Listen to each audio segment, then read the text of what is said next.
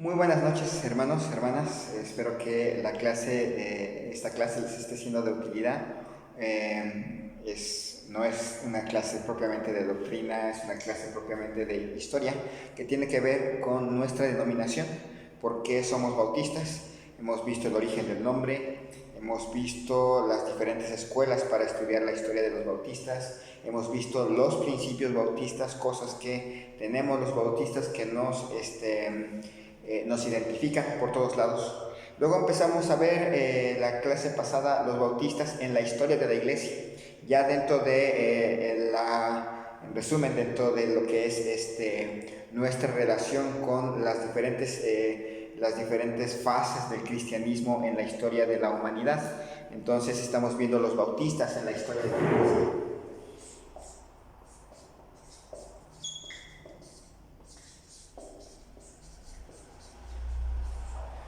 Vimos la semana pasada que en relación con las iglesias neotestamentarias, nuestra relación primordial es doctrinal. No podemos asegurar que hay una sucesión de bautismos o que hay una sucesión de imposiciones de manos de un pastor a otro pastor desde tiempos neotestamentarios, pero sí podemos asegurar que mientras nos mantengamos apegados lo más posible al Nuevo Testamento y a la Biblia en general como nuestra regla en cuestiones de fe y práctica, pues podemos decir que somos más que legítimos en cuanto a nuestra denominación. También vimos nuestra relación con las iglesias, la iglesia católica de los primeros 300 años de su historia. No es exactamente la misma iglesia católica que la que hay en el día de hoy, pero vimos que tenían una idea de lo que es la iglesia universal. Solamente que usaron medios políticos, medios militares, medios de todo tipo para hacer realidad esa iglesia universal. Y ya saben que iglesia universal en latín es católico. Entonces nosotros podemos decir que en realidad ese ideal de universalidad de la iglesia la creemos en el sentido espiritual. Sabemos que toda aquella persona que ha recibido a Cristo, en donde quiera que se encuentre, inclusive en la denominación que se encuentre y en el tiempo histórico que se encuentre, es miembro de la iglesia de Cristo, el cuerpo de Cristo.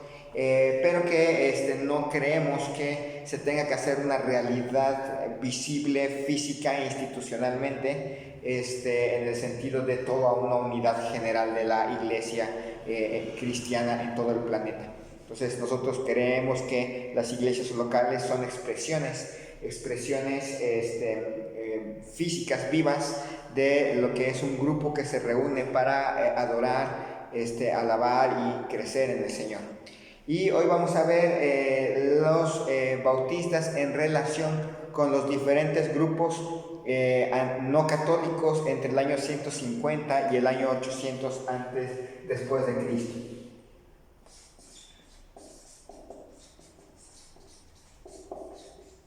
Los disidentes.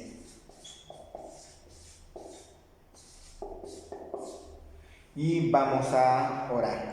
Señor y Dios, te doy gracias en esta noche por la vida que nos concedes. Te pido, Señor, tu bendición para cada hermano, hermana, joven, señorita que me ve en esta clase.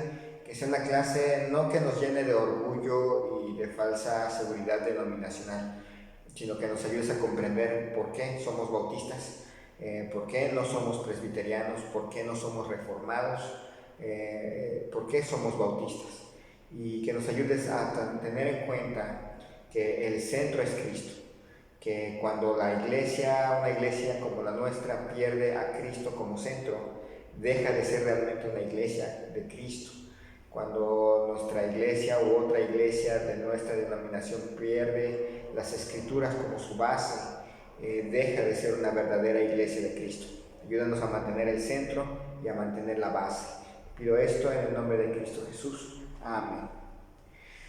Muy bien, recuerden que muchas personas han tratado de trazar la historia bautista desde nuestros días hasta la iglesia de los apóstoles a través de los disidentes anticatólicos o no católicos de la Edad Media, propiamente del final de la Edad Antigua y de la, diríamos, Alta Edad Media.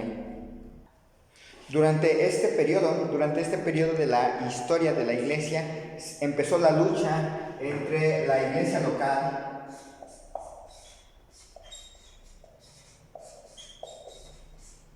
contra la iglesia católica.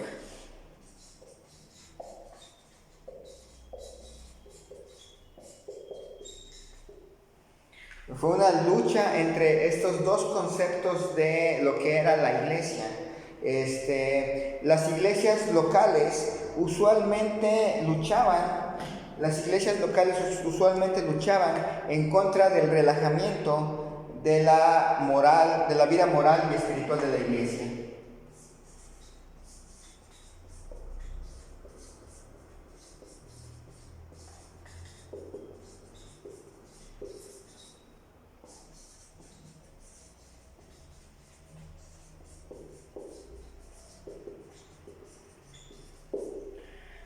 A medida que el cristianismo se convirtió más bien en un movimiento popular, no en el sentido de un movimiento donde la gente sino en un movimiento que empezó a hacerse famoso, respaldado ya en el año, después del siglo, en el siglo IV, ya respaldado por la autoridad romana, y se empezó a llenar de gente que no era salva, de gente que no tenía claro los conceptos de doctrina fundamental, que ya de por sí se estaban perdiendo después del año 100, empezaban a diluirse poco a poquito. Las iglesias locales empezaron a batallar, a luchar en contra de la relajación moral de la iglesia, contra una iglesia católica universal que trataba de abarcar a todos, en un sentido no correcto del abarcar a todos, sino en el sentido de no importarles realmente el trasfondo doctrinal de las personas que se iban integrando, buscando medios de poderles ganar sin tener que ofenderles en sus antiguas costumbres y tradiciones religiosas.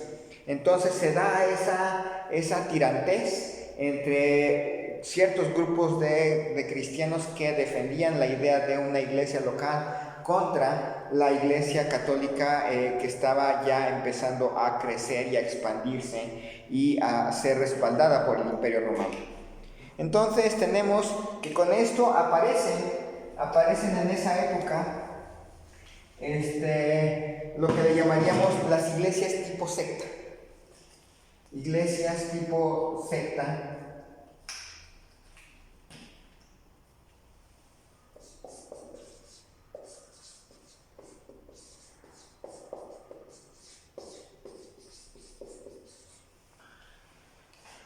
Un movimiento de iglesias que en cierta manera eran diferentes a las iglesias, a la iglesia católica en su conjunto.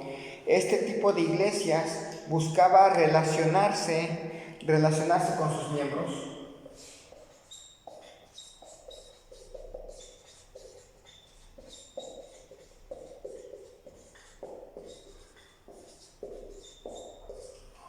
Uno de los grandes descalabros de iglesias de 3.000, de 2.000 personas es la poca posibilidad de relacionarse con sus miembros de una manera efectiva, y ese era el problema de la iglesia católica, que de repente ya no sabían qué estaban haciendo sus miembros porque toda la ciudad era cristiana, entre comillas.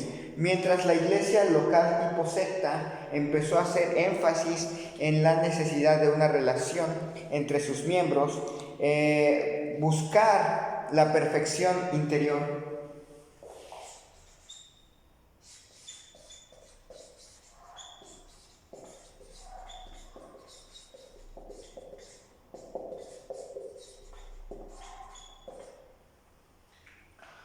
Empezar a buscar hacer énfasis en la pureza, hacer énfasis en la disciplina, hacer énfasis en la naturaleza de lo que es la santidad, pero no desde el punto de vista que hoy lo entenderíamos, desde el punto de vista de la obra del Espíritu Santo en la persona, sino desde muchas veces el punto de vista de martirizarse,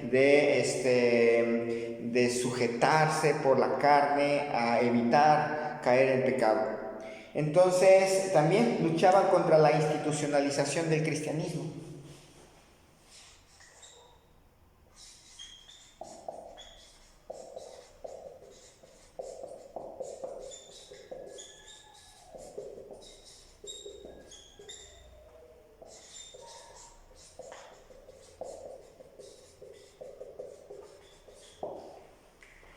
Algo que inclusive nosotros estaríamos completamente de acuerdo.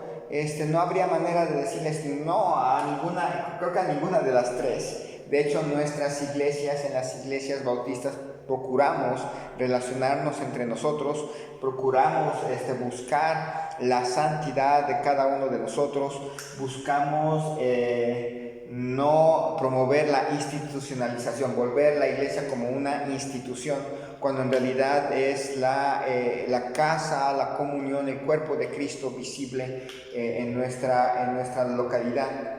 Entonces, dentro de estos grupos de lo que serían las iglesias tipo secta, por cierto, usualmente se usa para decir que los bautistas somos originarios de estos grupos. Sabemos, tenemos cosas que estamos de acuerdo con ellos, pero había tres grupos importantes en aquel entonces. Estaban los montanistas,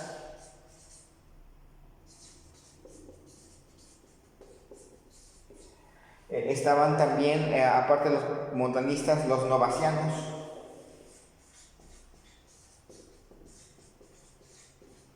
y los donatistas.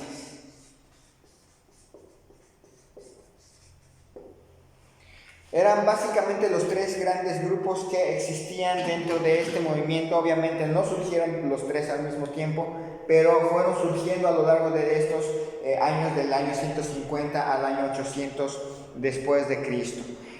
Montano, que es el primero de los, el primero de los grupos de iglesias tipo secta. Montano era un sacerdote que vivió en la mitad del segundo siglo, del año 150 hasta entre el año 150 y el año 200. Era un sacerdote Montano. Montano era un sacerdote que vivió en esa época. Él creía que que estaban en la era del Espíritu. Creía que estaban en la era del Espíritu.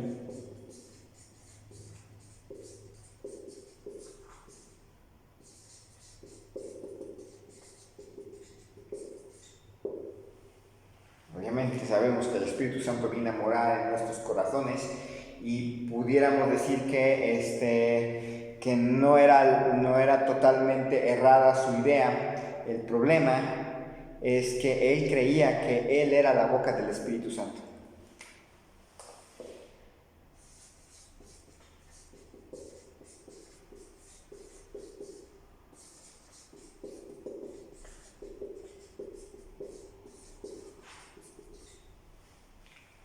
Ahí ya era algo así como que un poquito difícil.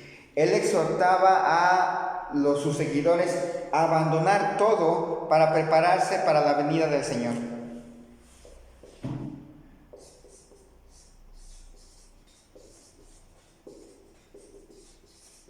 Dice, a Cristo ya viene, entonces hay que dejar todo, hay que dejar trabajos, hay que dejar negocios, hay que dejarlo todo, porque ya viene, entonces hay que estar listos. Algo que obviamente cuando uno lee Primera Tesalonicenses uno diría, bueno, pero así era la época, así era el momento. Entonces ellos tenían una moral muy rigurosa. Ellos sí eran moralmente rigurosos.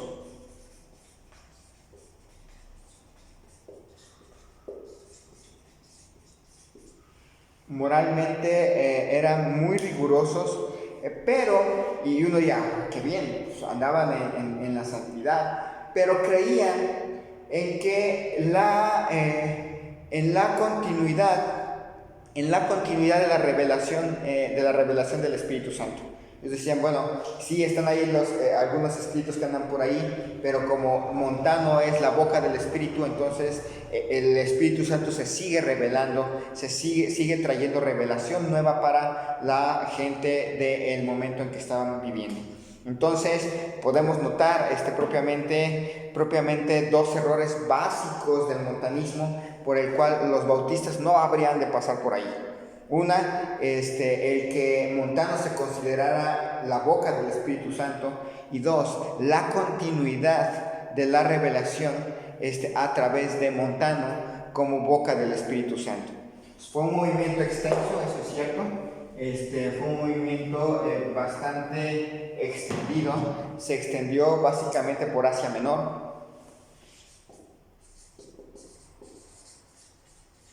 En las regiones que en aquel entonces ocupaban las iglesias de Éfeso, Esmirna, Tiatira, esa es la región de Asia Menor.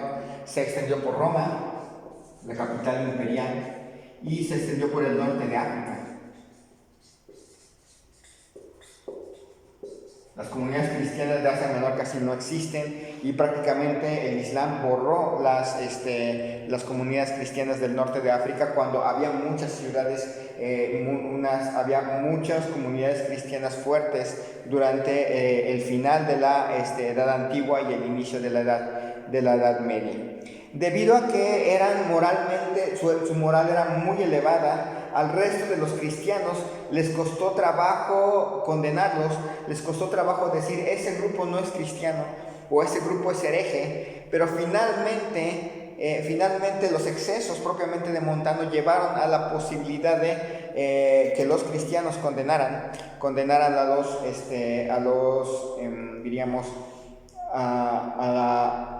a los montanistas. Este movimiento trajo consecuencias, definitivamente trajo consecuencias muy muy importantes como consecuencia de esta situación. En primer lugar, desacreditó finalmente el don de profecía.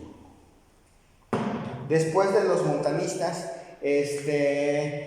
desacreditó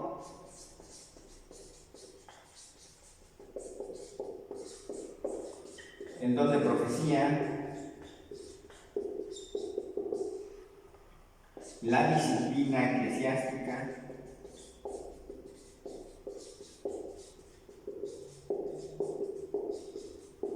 y el milenarismo.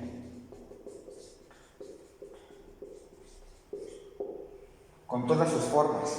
Es decir, a partir después del advenimiento de los montanistas y de su expulsión del cristianismo,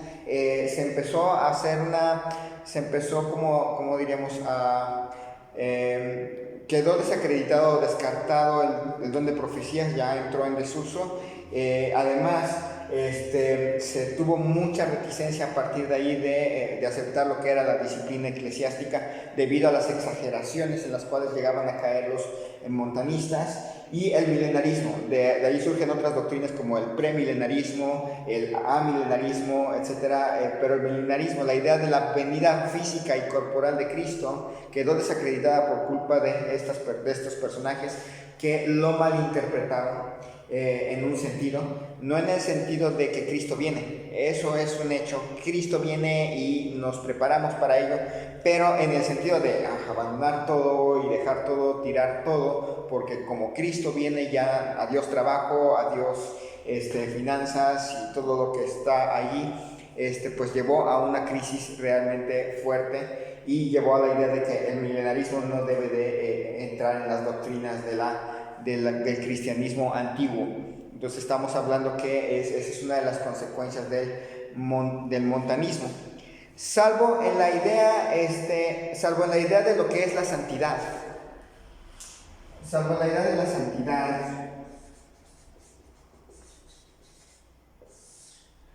En realidad los montanistas tendrían más que ver con los pentecostales que con nosotros. Tendrían más ideas pentecostales que nosotros. Ellos tenían la idea de que como Cristo viene, si te agarra desprevenido, aunque ya hayas creído en Cristo, si te agarra desprevenido te quedas. La idea de la continuidad de la revelación fuera de las Escrituras también es una idea propiamente pentecostal. Entonces, salvo las cuestiones de la santidad y la necesidad de una vida santa, en realidad los montanistas serían más precursores del pentecostalismo que del bautismo, de los bautistas. Para un bautista los montanistas no deben de ser vistos como nuestros antecesores, sino como aquellos que creen en una revelación continua más allá de las Escrituras. Esa es una marca en la cual nosotros diríamos, no, ya no. Nosotros no podemos trazar nuestra historicidad a través de los montanistas, porque nosotros creemos en que la revelación se cierra con las Escrituras y no hay una revelación extra si no es por las Escrituras. Entonces no hay boca del Espíritu que traiga algo nuevo para nosotros. Para nosotros todo lo que necesitamos saber para nuestra dispensación está en la palabra de Dios. Entonces así terminamos de ver un poco los montanistas y vamos a ver el siguiente grupo. Recuerden que estamos viendo los grupos disidentes que existieron en la iglesia desde el año 150 hasta el año 800 después de Cristo, que estaban batallando contra la iglesia católica y sus formas de creencia. Pues ahora vamos a ver el segundo grupo, y es el grupo de los novacianos.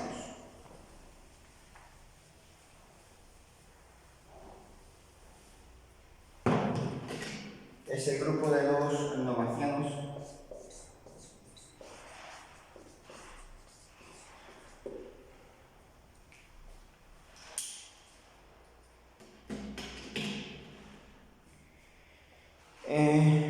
Novaciano, casi todos los grupos secta tenían su origen en un personaje que tenía el nombre del grupo, que le va a dar el nombre al grupo. Y en el caso de los novacianos, su fundador era un individuo que se llamaba Novaciano. Novaciano era un sacerdote que se oponía a la readmisión de los que habían negado la fe durante las persecuciones imperiales.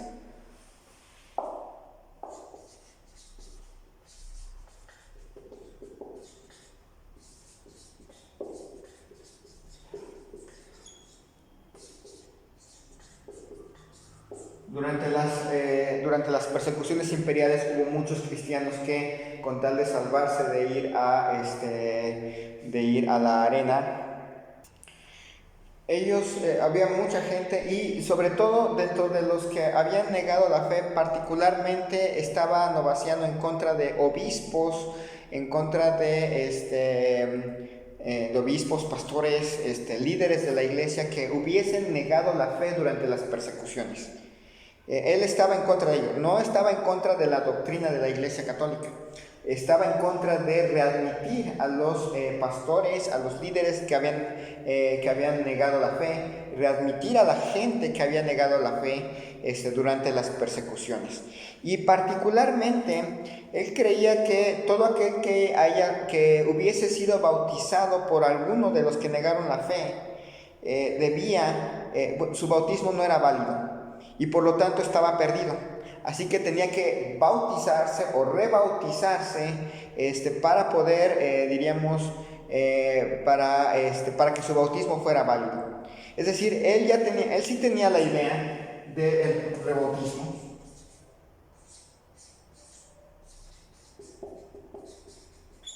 De rebautizar gente, pero no como nosotros. No era así como que, esta persona viene de una iglesia católica, fue bautizado de bebé, pero no había creído en Cristo Jesús como su único y suficiente Salvador, pero ahora ha creído en Cristo como su único y suficiente Salvador. Y el primer paso de obediencia es el bautismo, por inmersión, que es una muestra de lo que Cristo ha hecho en su vida. No era lo que creía Novaciano. Novaciano decía, fue bautizado en una iglesia dirigida por uno que negó la fe, entonces su bautismo no es válido, y como el bautismo salva, necesitamos urgentemente bautizarlo otra vez, porque si se llega a morir con el bautismo de ese hereje, entonces se pierde. Entonces ustedes pueden notar la gran diferencia entre nosotros y los novacianos. En primer lugar, nosotros no creemos que el bautismo salve, los novacianos sí. Nosotros sí creemos en el bautismo por inmersión, los novacianos también. Nosotros creemos que alguien que no ha recibido a Cristo y que se bautiza, su bautismo no es válido.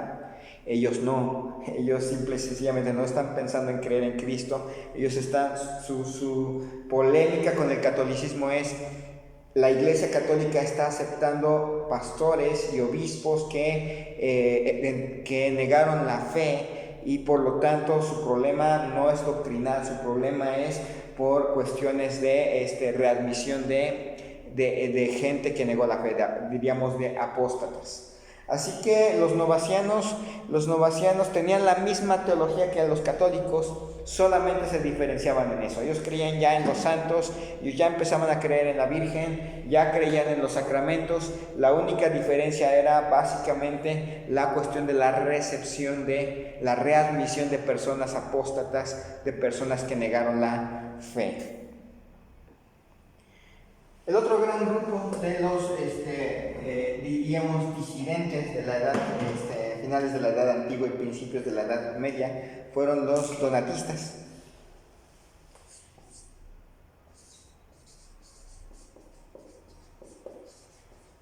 A los seguidores de Donato se les llamó donatistas.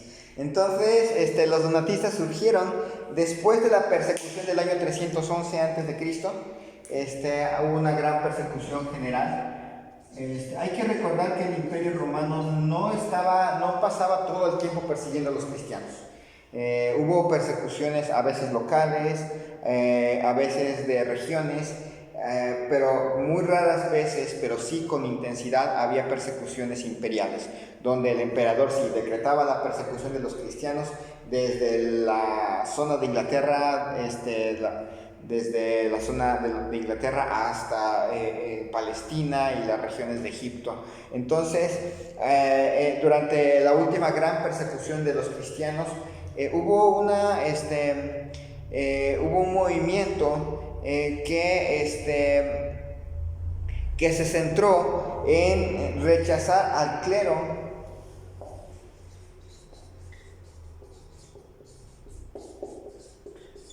traidor.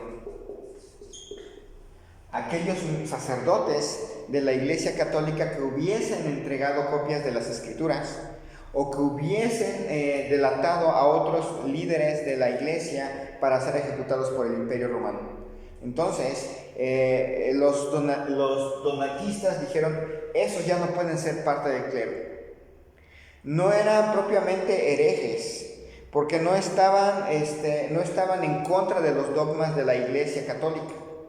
Ellos estaban en contra de los traidores que administraban la misa.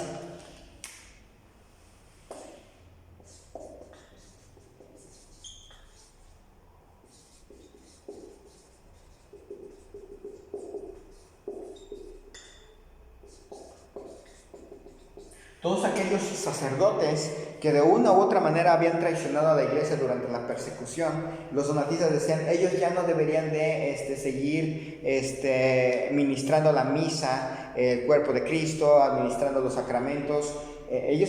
Los donatistas no tenían problemas con aceptar los sacramentos. El problema era que estaban en contra de que los sacramentos fueran administrados por personas que en algún momento o entregaron las Escrituras o delataron a otros cristianos durante las persecuciones.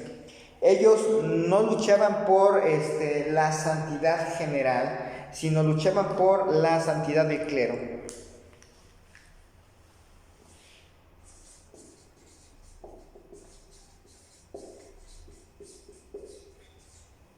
Todavía no existe en aquel entonces la idea del celibato, pero ellos luchaban porque el clero fuera en cierta manera un ejemplo de santidad, y por lo tanto todo aquel que cayera de ese ejemplo no debería de administrar los sacramentos. Y sí, otra cosa que es característica de los donatistas es la lucha por la separación iglesia-estado.